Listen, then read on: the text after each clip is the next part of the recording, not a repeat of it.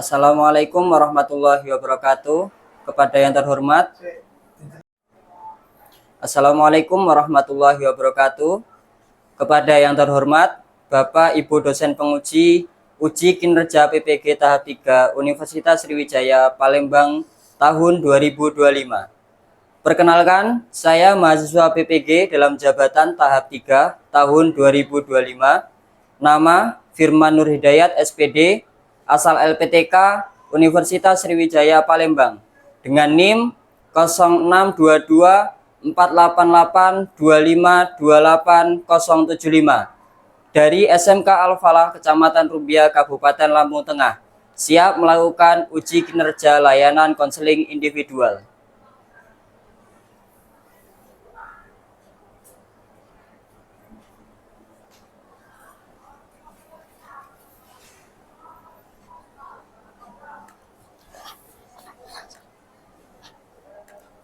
Assalamualaikum. Waalaikumsalam. Silakan, Mbak.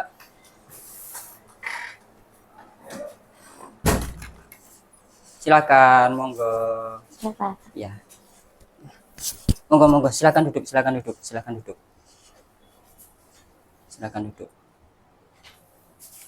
Nah, ya. Gimana kabarnya kali ini, sehat ya? Alhamdulillah sehat, Pak. Alhamdulillah sehat ya. Ini luar biasa sehat selalu lah ya. Iya, Pak. Oke. Di sini sebelum melaksanakan kegiatan konseling individu, marilah kita melaksanakan doa terlebih dahulu dengan harapan mudah-mudahan dalam kegiatan konseling individu ini nanti kita bisa berjalan dengan lancar ya.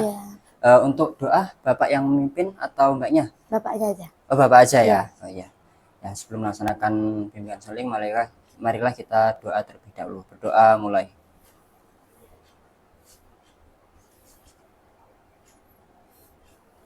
Amin. Ya. Alhamdulillah, setelah melakukan doa selesai, mari kita menganjak ke proses selanjutnya ya. Nggak usah tegang-tegang ya, nggak usah, pokoknya santai aja, rileks saja ya. Jadi gini Mbak, dalam proses bimbingan konseling untuk konseling individu ini ya, ini ada beberapa asas yang perlu Bapak sampaikan. Nah, sebelum Bapak sampaikan, Bapak tanya dulu kepada Mbaknya, kira-kira Mbaknya itu sudah paham belum tentang asas-asas BK? Belum ya? Belum paham ya? Oke, Bapak jelaskan. Jadi di sini itu ada 3 asas dalam bimbingan konseling ya. Dalam konseling individu ini Bapak akan menyampaikan ada 3 asas. Yang pertama, asas kerahasiaan. Asas kerahasiaan itu merupakan sebuah menutup rahasia yang diungkapkan konselor ya. Jadi Mbaknya sebagai konseling, sebagai konseling ya, Mbaknya cerita kepada Bapak sebagai konselor, Mbaknya cerita apapun itu terkait masalah yang akan dihadapi, insya Allah Bapak tidak akan membeberkan atau menceritakan kepada siapapun. Artinya dalam hal ini Mbaknya nanti nggak usah takut kalau misal nanti masalahnya diceritakan kepada siapapun. Jadi nggak usah takut ya. Pokoknya santai aja, Bapak akan menutup kerahasiaan masalah yang dihadapi Mbaknya. Kedua kalinya yaitu asas kesukarelaan. Nah, di asas kesukarelaan ini Mbaknya itu sebagai klien itu sukarela tentang apa? Tentang Mbaknya itu rela untuk menceritakan permasalahan apa saja yang Mbaknya hadapi. Jadi nggak usah takut, nggak usah bagaimana merasa ragu untuk bercerita, nggak usah. Pokoknya harus rela ya, nggak usah ditutup-tutupi dalam menceritakan masalah yang Mbak hadapi. Selanjutnya yaitu asas keterbukaan. Nah, selain 2 asas tadi ada asas keterbukaan. Keterbukaan itu Mbaknya ketika menceritakan suatu masalah jangan ragu. Pokoknya apa yang dihadapi masalah saat ini juga yang dihadapi mbaknya itu nggak usah takut, nggak usah ragu untuk menceritakan. Pokoknya kita saling terbuka mbak ya. Biar apa? Biar masalah yang mbaknya hadapi saat ini bisa bisa tuntas, bisa keluar dari masalah ini. Gitu ya? Ya. Paham lah ya? Oke. Selanjutnya setelah Bapak menyampaikan asas ini, apakah ada pertanyaan? Enggak, Pak. Nggak ada ya? Cukup ya? Cukup. Oke, cukup. Kalau begitu, Bapak kalau memang nggak ada yang ditanyakan, Bapak akan menginjak ke selanjutnya. Bapak akan menjelaskan prosedur kegiatan ini, prosedur kegiatan konseling individu. Jadi sebelum menginjak ke yang lebih lanjut, Bapak pengen dengar sih Mbak, apa ya, jadwal harian atau yang dilakukan Mbaknya sehari-hari itu apa saja di sekolah itu, dari mulai bangun tidur sampai tidur lagi. Coba Mbaknya bisa menceritakan. Bisa, Pak. Silakan. Kita itu bangun jam 3 subuh. Kita mujadah, terus sampai jam setengah 4 kita amalan. Jam 5 kita jam setengah 4 itu kita sholat subuh. Terus selesai sholat subuh, mengaji Quran sampai setengah 7. Setengah 7 kita piket. Ya. Terus ada yang ngaji Quran dan piket. Terus jam 7 lebih itu kita berangkat sekolah, Pak. Berangkat sekolah, terus Mbaknya dan kawan-kawan lain sekolah lah ya. Sekolah. Terus pulang sekolah, kita sekolah. sholat zuhur, terus sawir, terus habisnya tidur siang, asar, itu kita sholat asar, terus ngaji, pulang ngaji, makan, terus jam 6 kita sholat maghrib. Terus amalan, yang ngaji yang amalan. Terus sholat isya, setelah sholat isya sekolah madrasah sampai jam setengah 11. Sampai jam setengah 11 malam ya. Yep. Oh iya. Oke, itu tadi susunan jadwalnya ya. Oke, terima kasih Mbaknya telah bersedia hadir ya.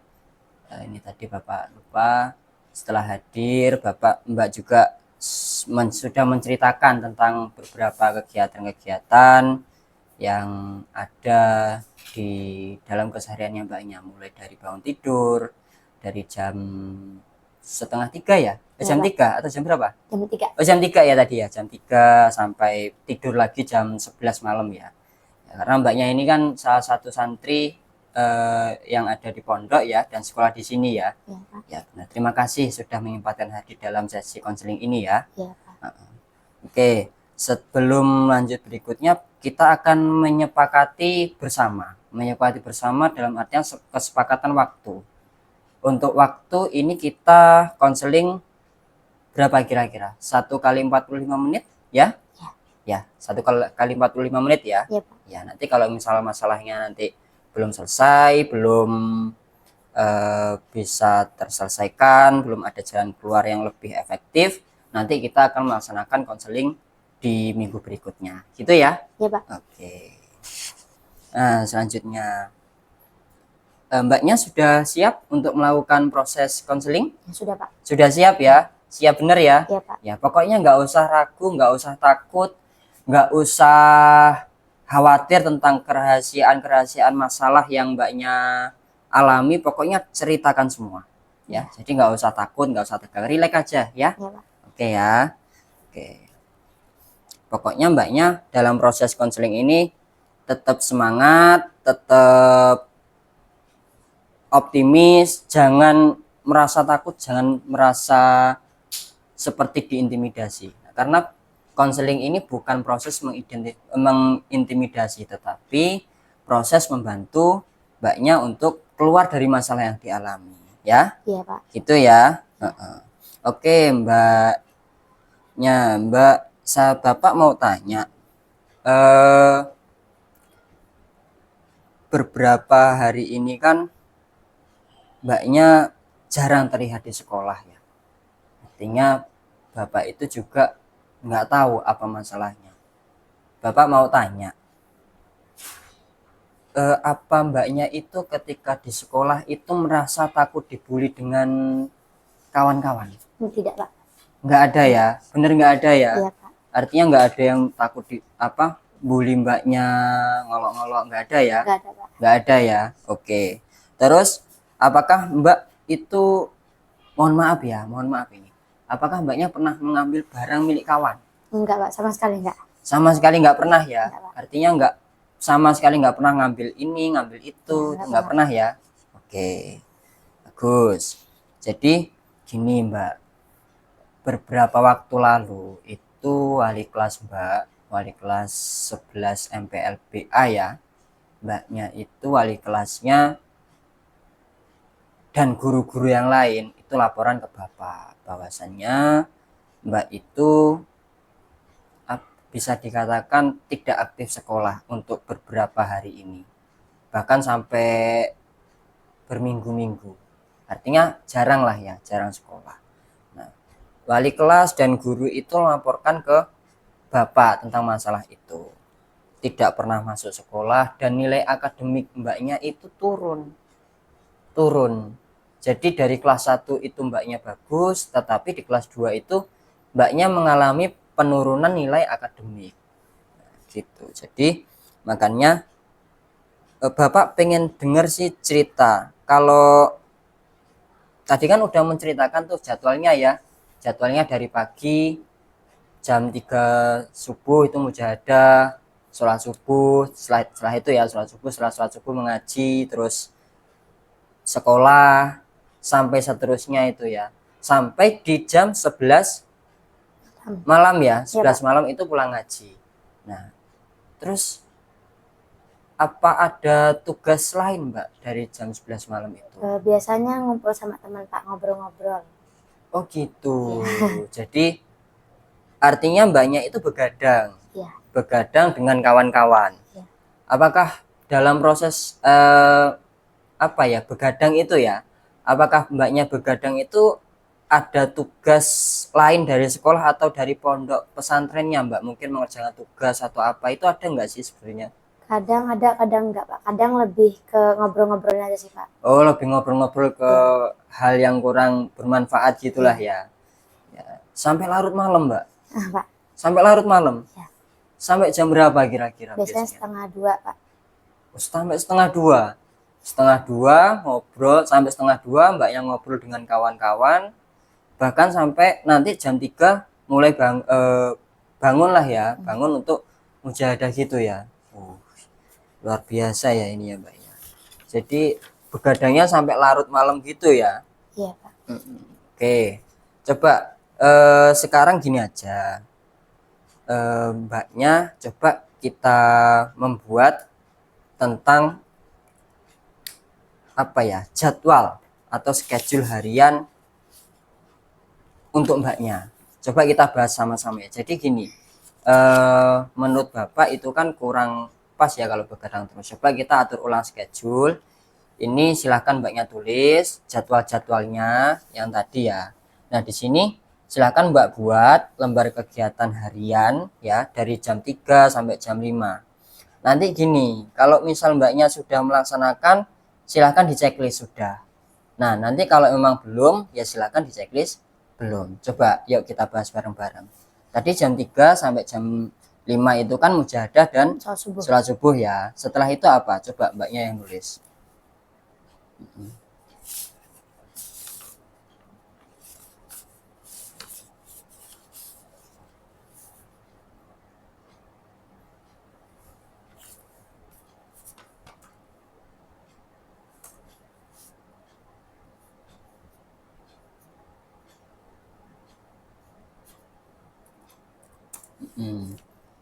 Ngaji Al-Quran.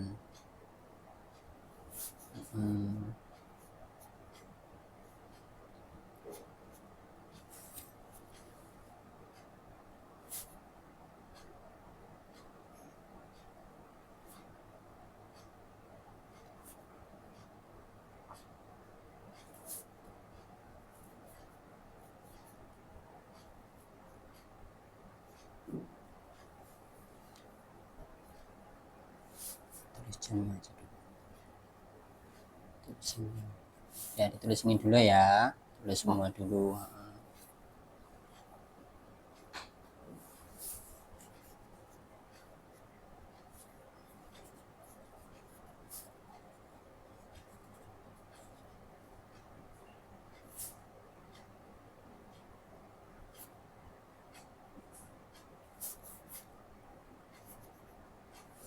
Ya, jam 11 formal.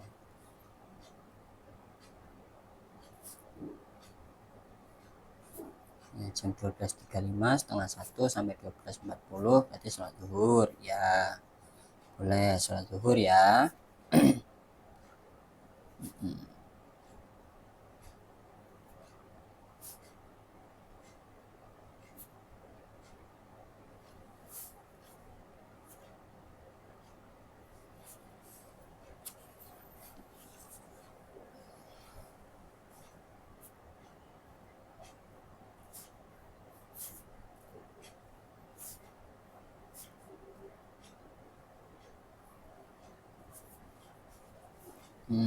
Tidur siang boleh. Setelah itu jam 15.30 sampai 17.30 itu ngaji sore ya, sore boleh karena itu jadwal dari pondok Mbak ya. Iya Pak. Bener ya.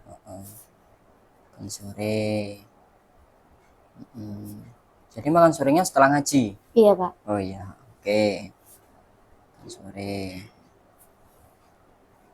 jam 18.00 sampai 18.30 itu sholat maghrib ya.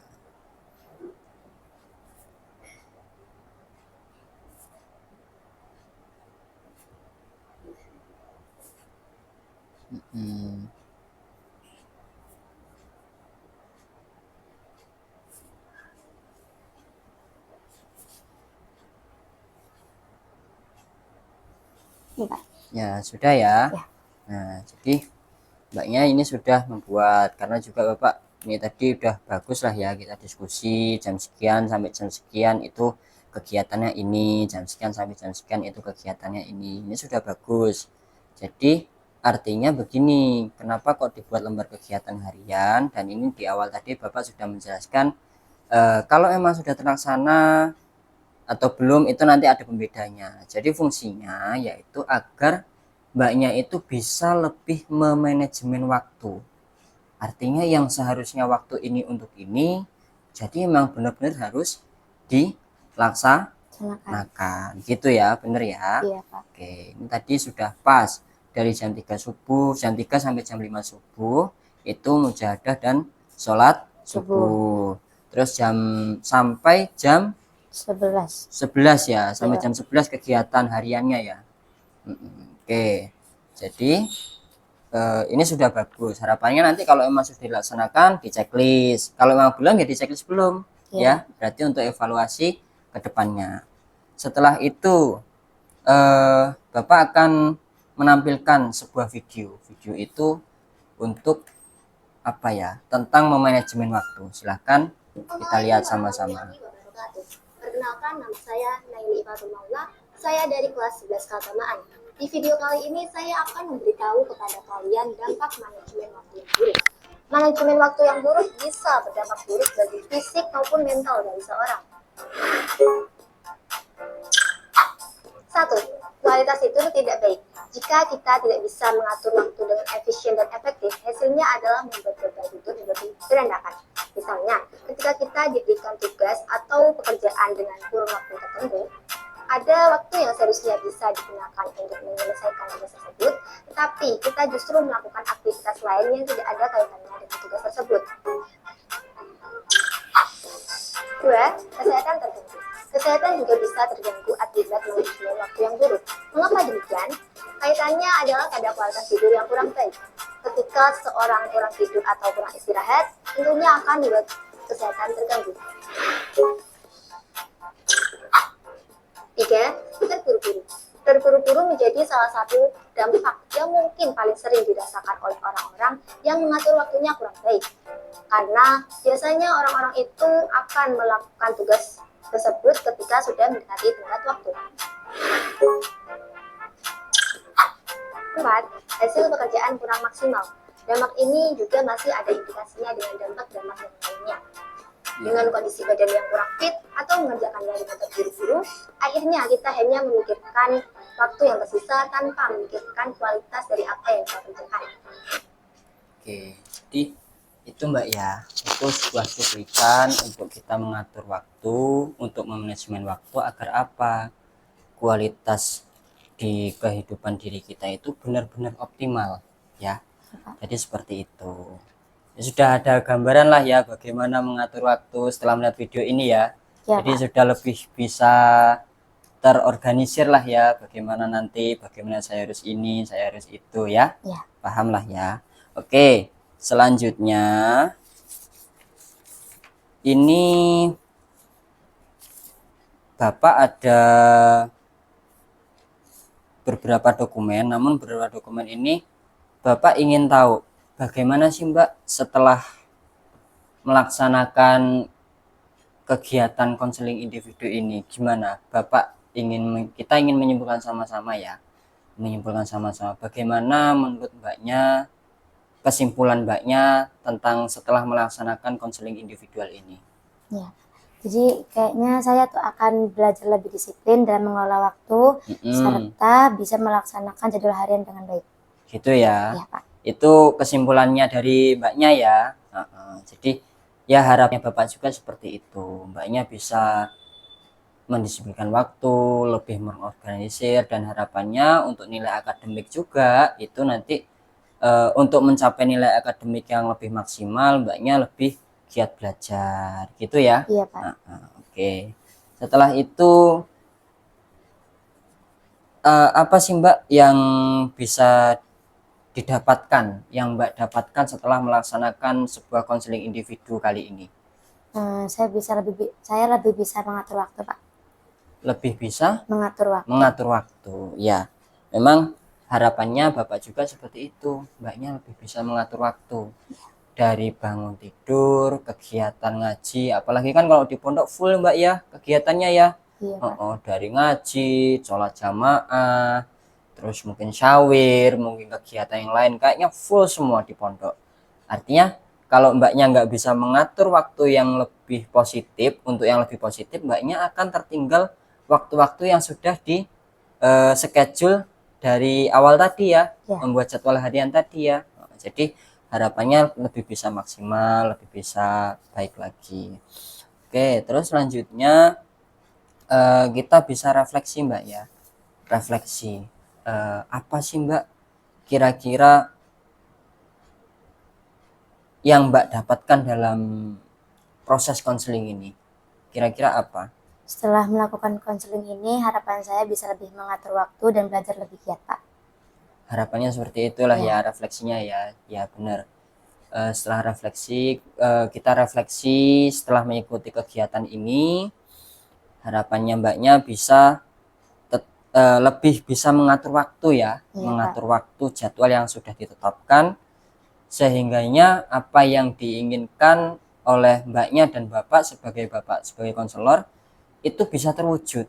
Terwujudnya apa? Yaitu mengoptimalisasi waktu yang telah dibuat gitu ya. Harapannya apa? Harapannya juga agar Mbaknya bisa belajar lebih maksimal ya, di sekolahannya enggak tertinggal ya. Oke, terus setelah itu ini setelah melaksanakan konseling ya, Bapak ada lembar evaluasi hasil. Jadi bagaimana sih hasil yang telah didapatkan setelah mengikuti kegiatan ini? Silahkan Mbak tulis ya. Di sini ada beberapa kolom, Bapak akan pandu. Nah, untuk perilaku yang Mbak alami itu kan apa? Penurunan nilai akademik ya. Nah, boleh ditulis di sini Mbak. Silahkan ditulis. Oh ini ya lembarnya ya. Penurunan nilai akademik.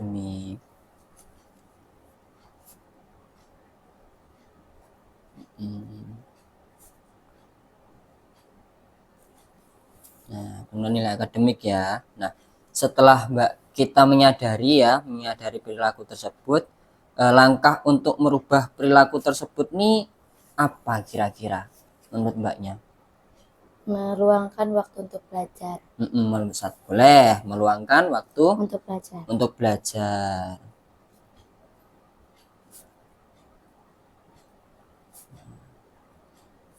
Meluangkan waktu untuk belajar.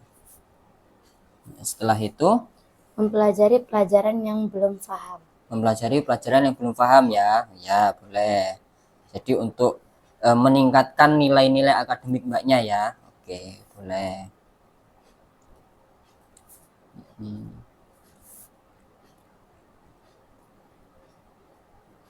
Oke, nah setelah itu Mbak, tadi kan berlakunya sudah ada nih, berlaku bermasalahnya ini, terus langkahnya meluangkan waktu dan mempelajari pelajaran yang belum paham ya. Nah, terus hasil yang didapatkan setelah melakukan yang poin kedua tadi, langkah untuk merubah tadi, rewardnya kira-kira apa? Nilainya akan semakin membaik, Pak. Nilainya akan semakin membaik. Boleh, benar itu. Jadi setelah kita melaksanakan waktu yang baik, membaca pelajaran yang belum paham, maka rewardnya akan memperoleh nilai yang baik. Ya, boleh. Terus setelah itu Mbak, kalau memang reward ini tidak terlaksana, berarti kan Mbaknya ini tidak tidak melaksanakan langkah untuk merubah perilaku tersebut, perilaku penurunan nilai akademik nih. Nah, kira-kira hukumannya apa menurut Mbak? Hukuman bagi Mbak sendiri ya, hukuman yang bermanfaat apa kira-kira? Mengurangi waktu istirahat sama menambah jam pelajaran, Pak. Oh gitu, boleh. Jadi mengurangi waktu istirahatnya mungkin ya untuk kegiatan yang lebih positif ya. Ya boleh, boleh. Silakan.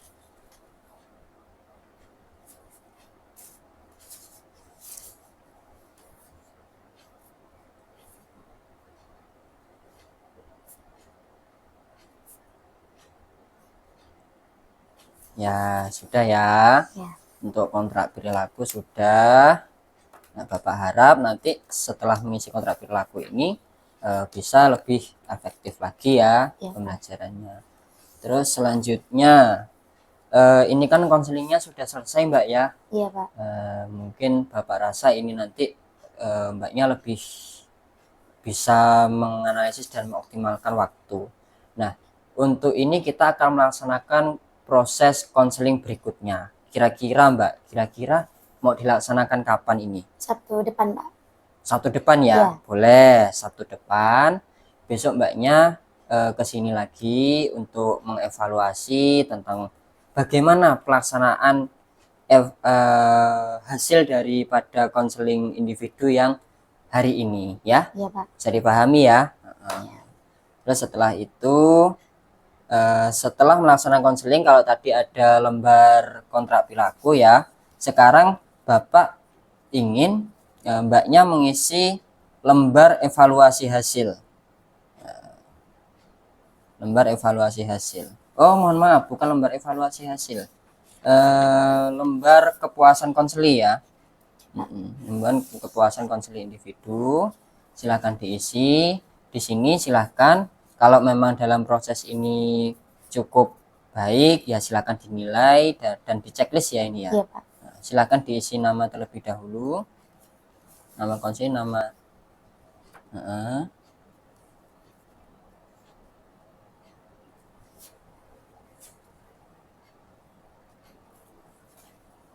sekarang tanggal tuh bentar, tanggal 7 Mbak, tanggal 7 November. Tanggal 7 ya sekarang ya, 7 November. Oke.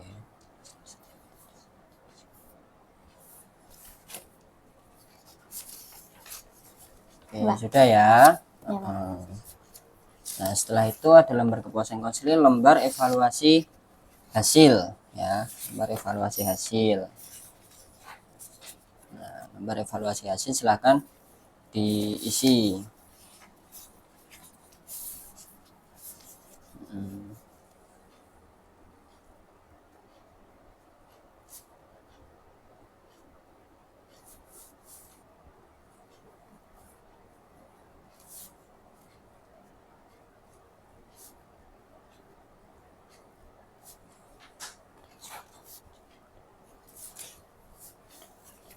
Ya udah ya. Iya, Pak. Setelah itu sudah selesai semua.